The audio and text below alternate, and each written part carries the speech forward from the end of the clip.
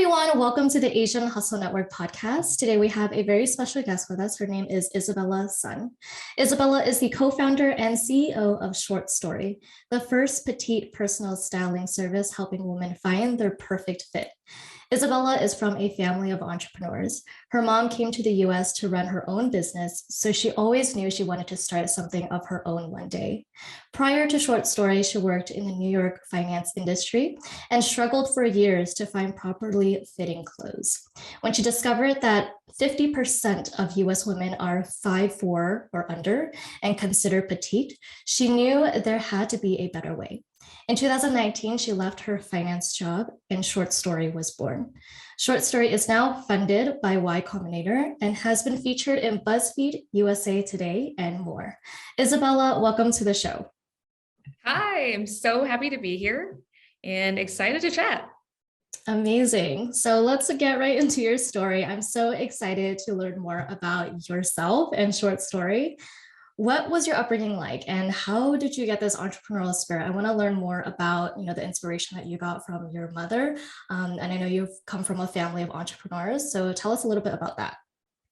Yeah, so I was born in Beijing, grew up right next to the Forbidden City, which is a super cool historical landmark. And those were the formative years of my life, where I really grew up in one of the coolest cities in the world. And so my mom is an entrepreneur and she owns an import business, importing seafood. So growing up, I've always loved seafood. I love a good crab or shellfish or just salmon, you name it. And so she has been running her business for over 30 years. And I've grown up and watching her run her business and really admired her for being an entrepreneur. Wow, that is so amazing. I think that matters a lot, coming from a family of entrepreneurs.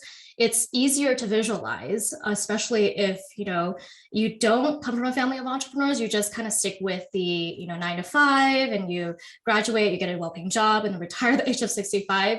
And so it's just really inspiring to see that because for me, I come from a family of non-entrepreneurs. So it was very difficult for me to see it in a different light, have that entrepreneurial mindset and spirit.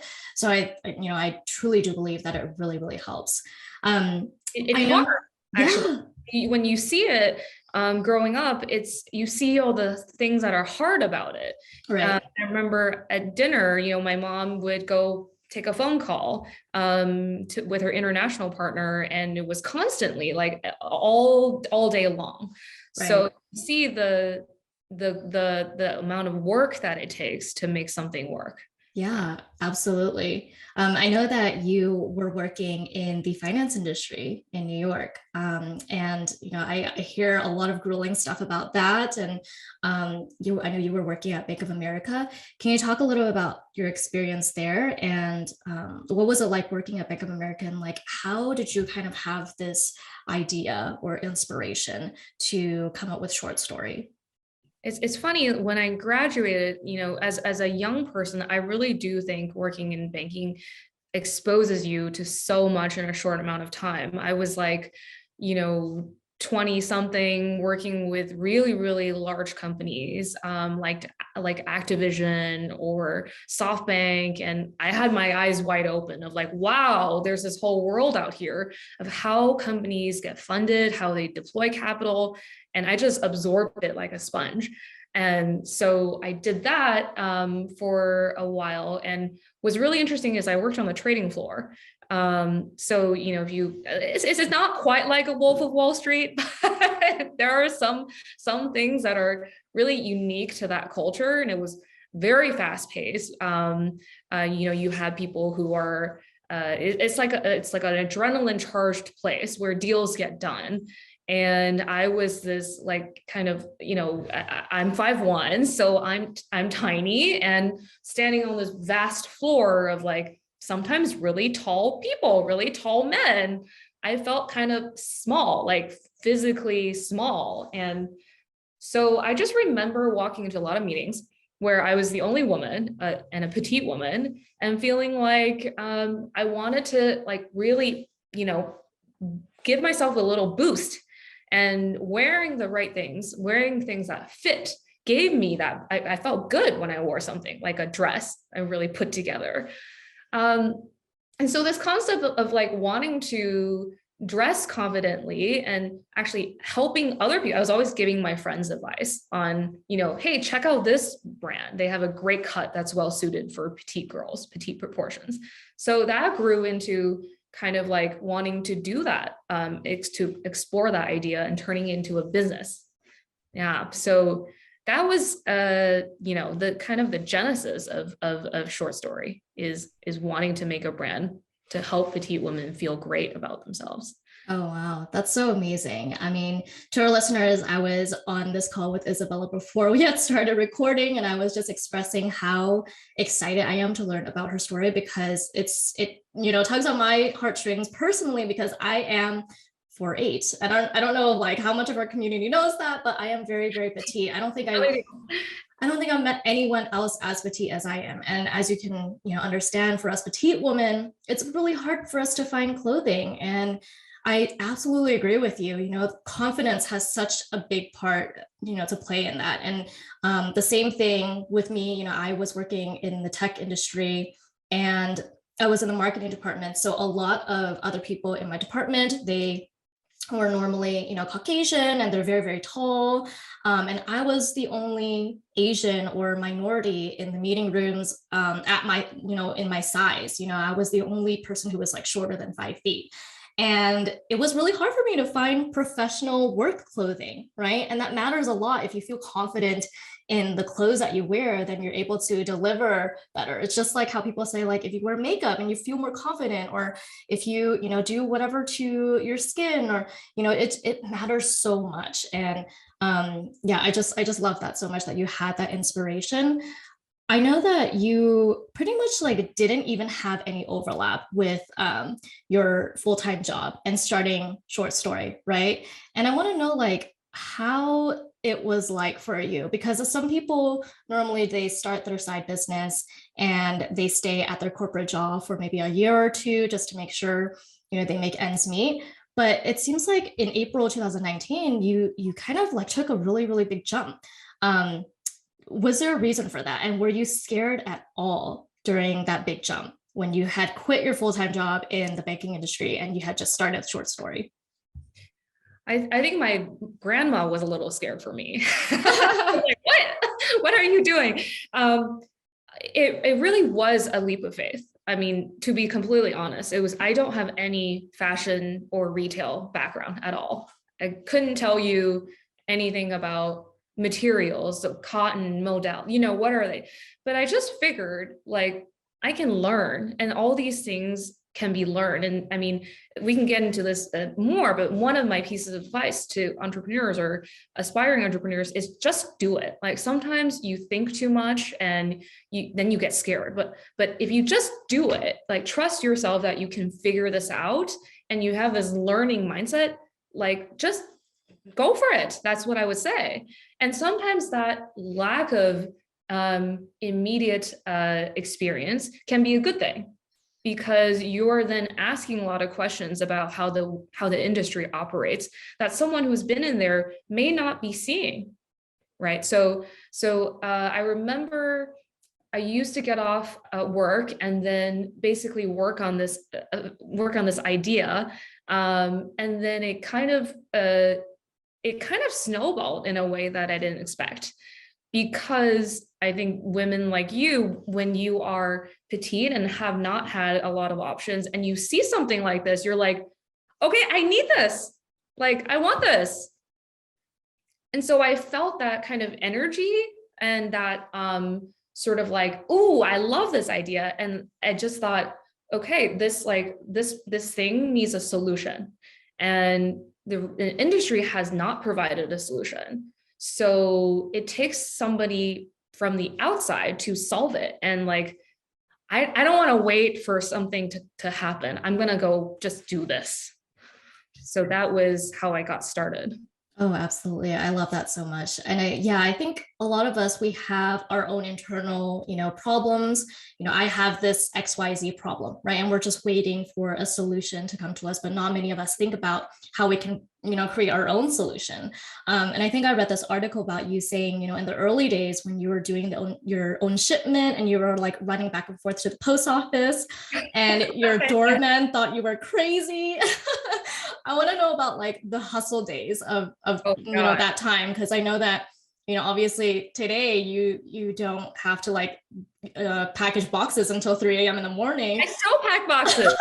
Oh, wow. Okay. Yeah. I love that. I love that you do the nitty gritty work.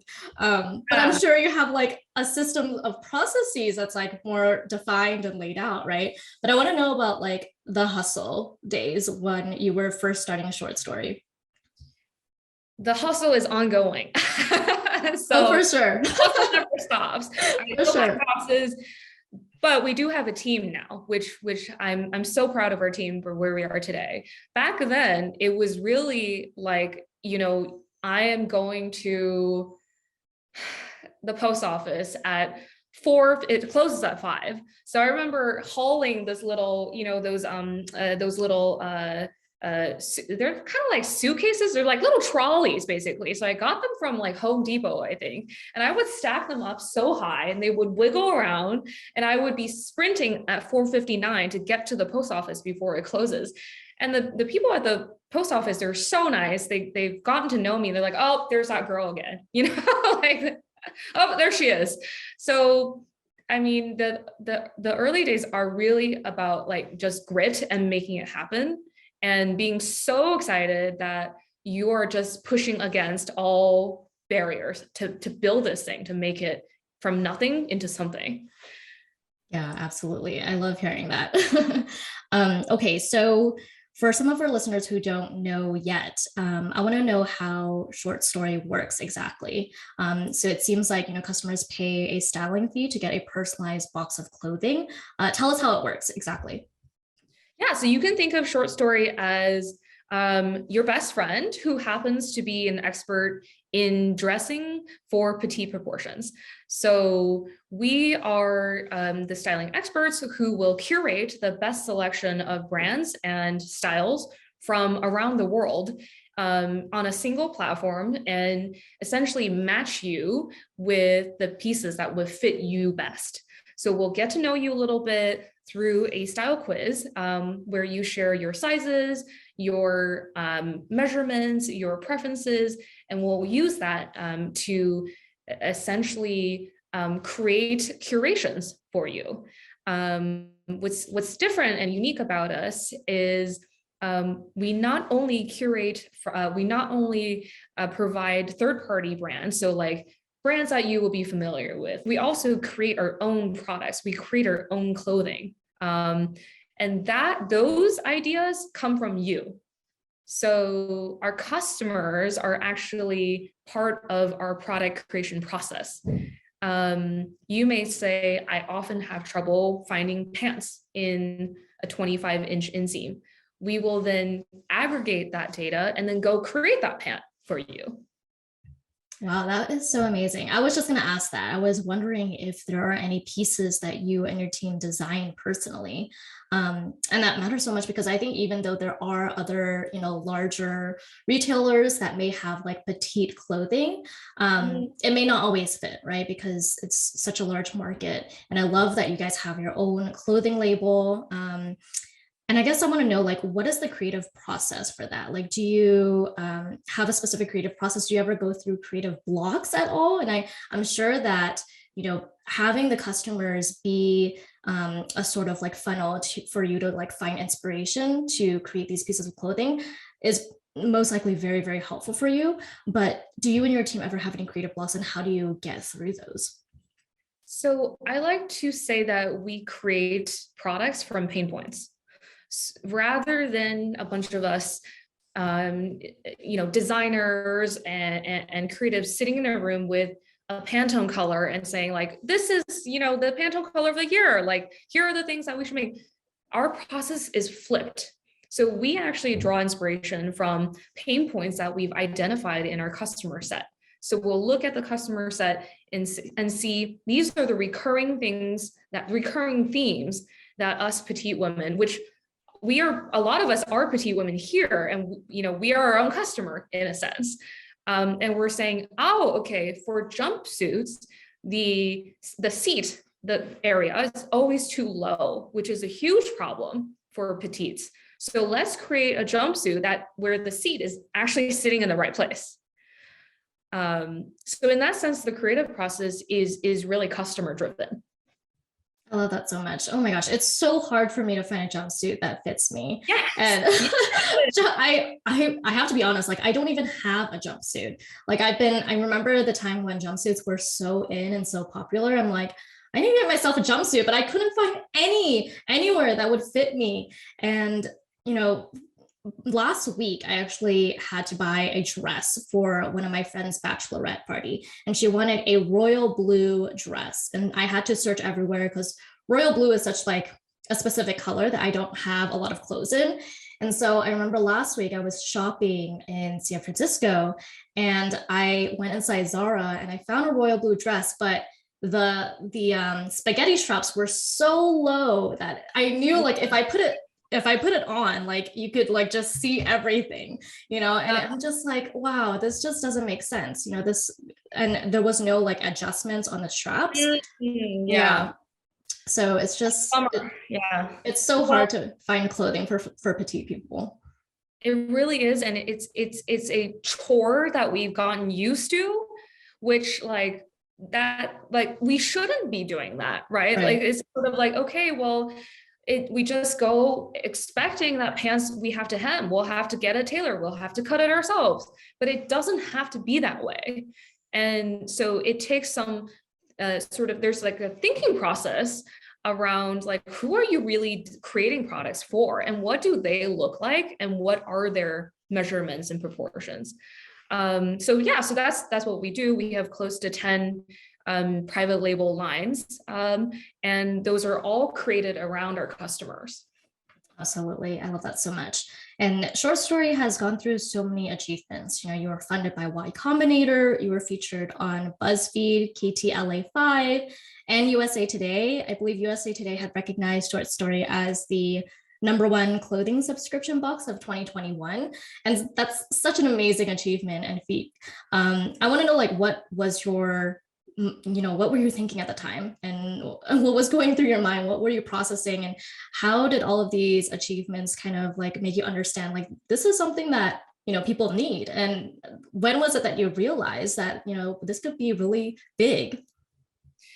I think there are some moments in the startup's journey that you never forget. And one of these moments for us was when the editors from BuzzFeed, two of the editors were petite girls. And so they had found us through their own search and reached out and said, we would love to feature you in one of our videos. And I said, yeah, absolutely. We would love to work with you. And so they had created the video, they had published the video, and they said, oh, we don't really know when it will be published, but you'll find out. And I said, okay, great. So I remember one Saturday morning, waking up to an insane number of new users who had signed up after watching the video, and our traffic just skyrocketed. And so I was like, wow, that's an incredible, like my co-founder and I, we were so happy. And then the next thing we sort of realized was, oh shoot, like, how are we going to fulfill these orders? so it was so funny thinking back to that. But there are moments like that when I think for us, for Short Story, when someone discovers us, they get very excited, and it really resonates with them. And people like you, people like me, who are for our whole lives, we've been trying to figure this out. And so those are the moments when I feel like, okay, we are onto something. I love that so much. Yes. And that piece about like relatability and finally feeling seen or heard, it matters so much. And I remember when you had posted in the Asian Hustle Network Facebook group discussion board, and you had received so much good engagement and feedback on your brand, on your story. And my sister, she's in the group as well. So my sisters and I are all petite. My family is all petite. And so as soon as my sister had saw your post, I saw that she immediately followed Short Story on Instagram. And it's just one of those things where it's like a lot of petite women, when they see something like Short Story, they feel seen, like, oh, wow, someone finally understands the problem that I have, that not a lot of people, actually found a solution to. So I love that you're, really tackling into this problem and, giving a solution. And I think what a lot of founders kind of have a problem trying to get over is like, is it too niche, right? Am I going to attract the right audience? Like, what if I'm missing out on a bigger target market, right? But I love that you understood your target so, precisely and so clearly that, even if you're only targeting petite, there's such a big audience, like 50% of US women are petite, and we don't realize that, right? And I love that you understand what the problem was and how to actually find a solution. There are a lot of us. Yeah. Totally. Yeah. And we need to send you guys some jumpsuits. Oh my gosh. Yeah. I'm so excited. Yeah. So to shift the topic a little bit, I want to talk about, some of the obstacles that you faced in the process of launching this business, right? And more specifically, just to kind of, go a little bit deeper, I think we live in a system where that very much, doesn't believe in women entrepreneurs, right? On top of that, this problem that petite women have probably doesn't even come across the minds of many investors, right? And so I want to know if you ever experienced any criticism or come across people who didn't believe the product would work. And if so, how did you deal with it? There were many moments. I mean, to be honest, like the disbelief of this being a problem, of petite women existing, came up several times through our fundraise. And I said, we can look at the CDC data, but I want you to do me a favor, go outside and walk around and just talk to women. Chances are 1 in 2 of them will be petite. And I think, we need to do our job of educating people. What is petite? It's 5'4" under. It's also people who have petite proportions, right? So you can have petite, a shorter torso or shorter legs. But this thing I had to deal with constantly of sometimes male investors who they have no idea what I'm talking about. And then that is when I point to these things that we've accomplished in the last short amount of time of like, look at how much we've resonated with people, with women, and how much we've grown. And these are our numbers. Like you can't, numbers don't lie, right? So I think it's something that a lot of female entrepreneurs have to deal with. And, we will tackle it one day at a time. So I'm optimistic. Yeah. Oh yeah, definitely. And I think we're starting to, demand that our voices be heard more nowadays. I think a lot of women are realizing that. And I love that, you have such a positive mindset. And we just have to, show them the data, like this is actually a real problem for a lot of females and women. So I love that you have such a bright outlook on that. And I think that a lot of people will start to realize that this is a problem that we experience. I know that your team is also women-led, and you hire a lot of people onto your team who are, very creative and smart and very driven people, from, stylists who curate the outfits for your clients to, the fulfillment team who packs each box.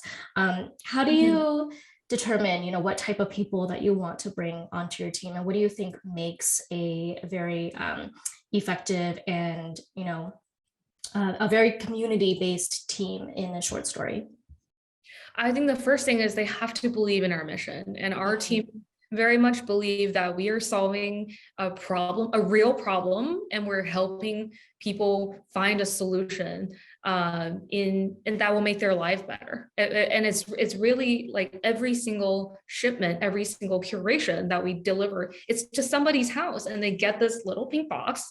And I hope it's something that sparks joy in their life, is a bright spot, right? It's been a tough couple of years for a lot of people.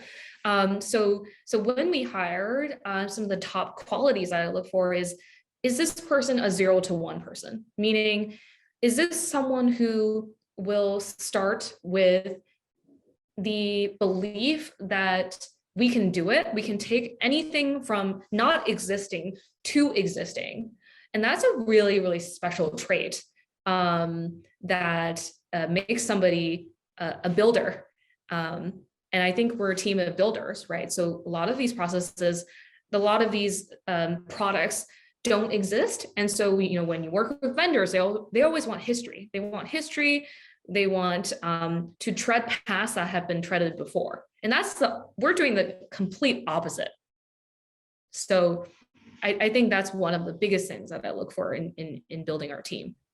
I love that so much. It's hard to find a good team, and it's also one of the most important things to, deliver to your customers and customers know when, the team is actually passionate about the mission of the company. And I love that, your team is also women-led. So that is absolutely amazing.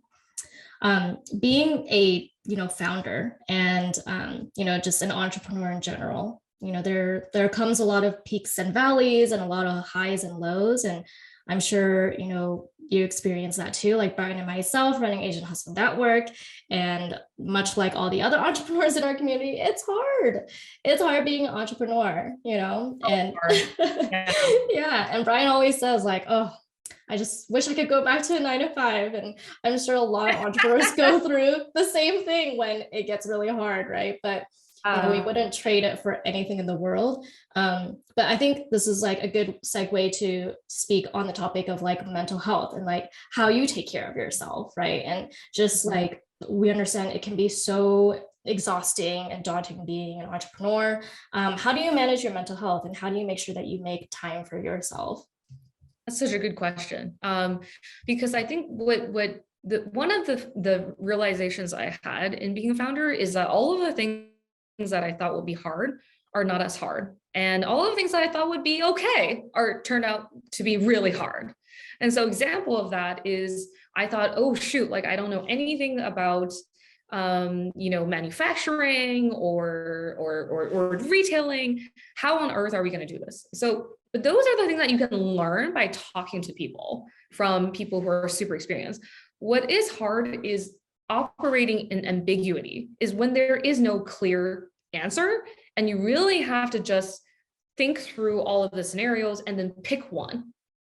And it's engaged in this like constant like iterative process of like, okay, I'm going to do this. I'm going to try this. If it fails, I'm going to correct myself really quickly and just keep going. That has been really, really hard because sometimes you want to know what is the right answer. So in terms of mental health, one of my favorite things to do is to soak my feet. I love that. So, get yourself a little Japanese wood tub, put some Epsom salt in it, put some lavender in there and just go, it's so invigorating. It's so soothing. I think it's, as founders, so important that you take that 5, 10, half an hour to just sit back and soak. Oh, I love that so much. It sounds so simple and like, something that, I've actually never heard of anyone say that before, but oh my gosh, that sounds so relaxing. Like an Asian thing to do. It is. Oh yeah. Yeah. Now that I realize it. You can take it to the next level and get medicinal packets and herbs and stuff and really get in there. Hot water. Yeah. Now that I think about it, I remember my mom would do that like every single night, but I had just remembered that. Yes, totally. I love that so much. And yeah, every person may have a different way to cope with mental health, right? And it may be soaking your feet, it may be reading a book, but it's just so important for you to actually find that outlet. and which outlet works best for you, right? Especially as founders and entrepreneurs, it can become so tiring and exhausting. It's really important to find that outlet. So Yeah. if you had, one thing that you wanted the customers of Short Story to take away from the brand, what would that one thing be? If there's like a specific message that you want to portray through your brand and your messaging. I think it's that we're here for you. It hasn't been an area that a lot of retailers, brands, designers have paid attention to. And I think we feel pretty ignored and kind of brushed aside. Like there's this, you go to a traditional mall, and in the very back, there is a tiny little section, if there is one, that is the petite section. And there's like 4 styles, and it looks really sad, and it's the styles from like 10 years ago. That's what we have had. And the alternative is going to the kids section, right, and buying like a unicorn t-shirt like that has rainbows on it. Like it's just, we're kind of not in the spotlight. And I want to tell all petite women who are our customers, and those who are just learning about us, like, we're here for you. Like, this is a really, really common thing. And we deserve to have the same selection and excitement and confidence as everybody else. So that is what I'll say. I love that so much. And I absolutely agree. And, oftentimes I have to go to the kids section to find exactly what I'm looking for. And it's always, styles that are more for kids. And I'm like, this just does not fit with my wardrobe, and so I think and it's not us. There's nothing wrong with we're very average and normal. It's the whole industry that is disconnected from us. So we're going to change that. Absolutely. So Isabella, I have one last question for you. And that is, if you could give one advice to an aspiring entrepreneur, what would that one advice be? Or it could be an advice for a petite woman who is trying to find her confidence as well. I would say, and this is something that we talked about earlier, it's really just do it. Like there are so many roadblocks, obstacles, real or imagined, that stand in the way of us doing something. My biggest piece of advice is just to go in with this mindset that you will figure it out. Believe in yourself that you will figure it out. And the journey is going to be very long, but it'll be really fun. And you will find out so many things about yourself that you didn't know before. Whether it's things that you're really good at, or like things that you're just like really passionate about, and let those be the drivers of what you do. Like, what do you naturally gravitate toward? You don't have to have the paper experience or the credentials. Just believe in yourself. Thank you so much for that advice as well. And I absolutely agree. I think a lot of times we think to ourselves, how am I going to get through this, right? But we get through it one way or another. We get through it, and then we look back like a year later, and we're like, "That was so easy," Yeah, you're like, dang, I've accomplished this. Like it really is incredible. Yeah, amazing. So, where can our listeners find out more about you and Short Story online, Isabella? You can follow us on Instagram at Short Story Box, and we do have a style blog where we share lots of petite tips, whether it is how to wear a boyfriend jean or how to wear oversized pieces. You can find us there on our blog on our website. Amazing, and I'll be sure to leave all of that in the show notes of this episode. Isabella, it was so amazing having you on our podcast today. I loved learning more about your story. Thank you so much. My pleasure. It was so fun talking to you. Thank you so much for having me on the show. Thank you.